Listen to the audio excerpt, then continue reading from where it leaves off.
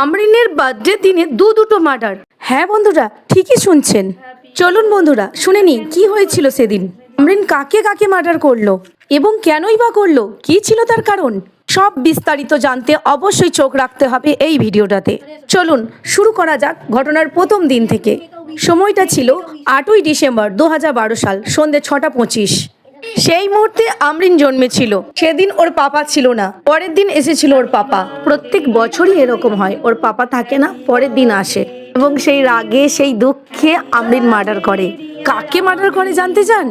অবশ্যই বার্থডে কেকটাকে। একটা ছাড়া দুটো কেকও মার্ডার করে।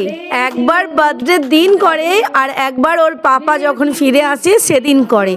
এই বার্থডে কেক কাটিংটা হচ্ছে যখন অ্যাকচুয়ালি পাপা ফিরে এসেছেন। পাপা কর্মব্যস্ত মানুষ, থাকেন না সব সময়, আপনারা জানেন। ফরচুনেটলি পাপা নিজের বার্থডেতে নিজে ফিরে এসেছেন, এটা আমাদের জন্য খুবই লাকি ব্যাপার।